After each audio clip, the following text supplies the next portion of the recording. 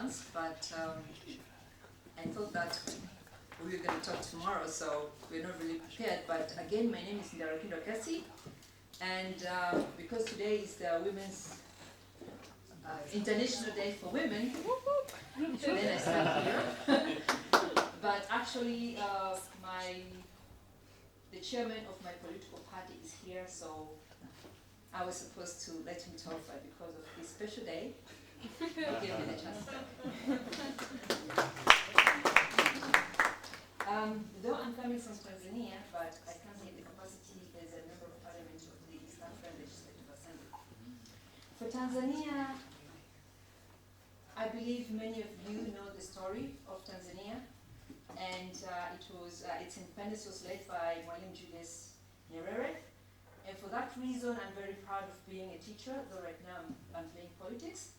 And many call me Mwalimu Nderakindo, and it's because I really want to carry the legacy of Mwalimu Nyerere, in particular knowing that teachers are actually the leaders of the world. They are the parents of the world. And therefore, we're very proud of our leader, Mwalimu Nyerere, as being the founder of our country. In particular, I would say that he was born not by choice, but by chance.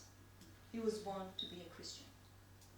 He was born to a Catholic family, and he took everything that was around him to make sure that Tanzania and Africa is a better place for human beings.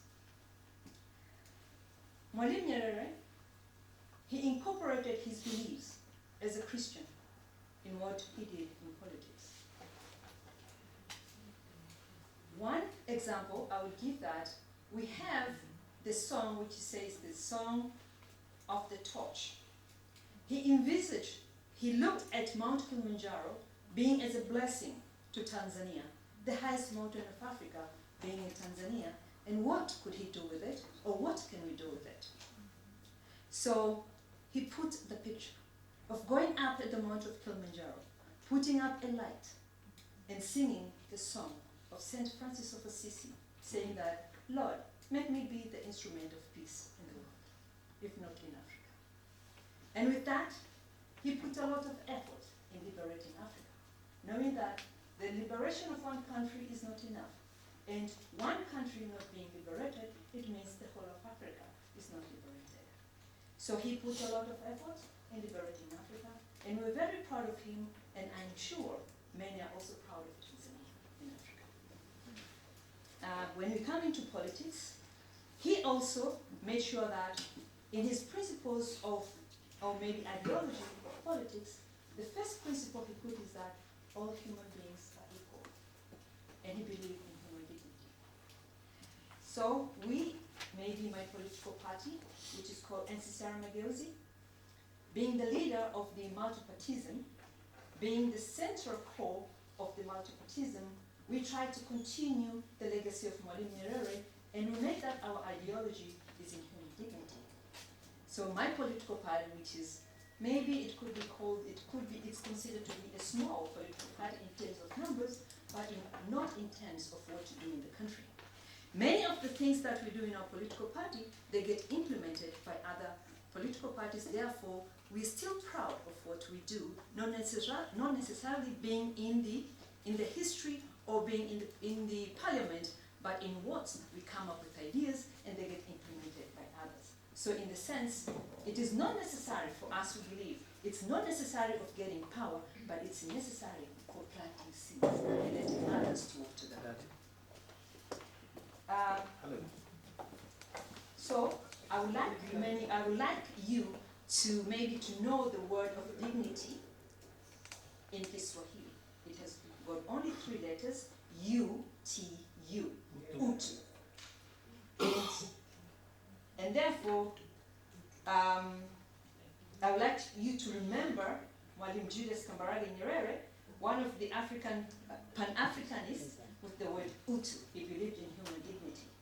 And I believe that many of you that when we're discussing here, we realize that the really basis or the foundation for democracy is human dignity. And when we talk about human dignity, unity, we should also remember Mwalimu Nyerere, we should remember Tanzania.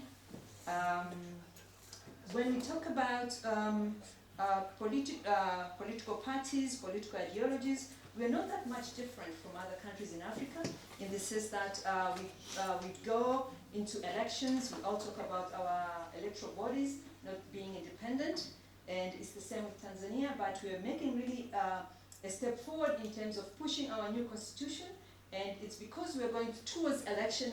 They knew that, maybe we weren't talking about the ruling party, knowing that if we change the constitution, most likely they will lose the power, which is actually, to me, I think that the so-called thing we call power, it's an illusionary, because you can never be a powerful human being while you have a lot of people who are poor around you. So we at political parties, we believe also, we still believe that we are going to have, we are going to achieve our new constitution, and if Tanzania is going to be a better place to stay, it means also East Africa and ultimately the whole of Africa. Asanteni sana.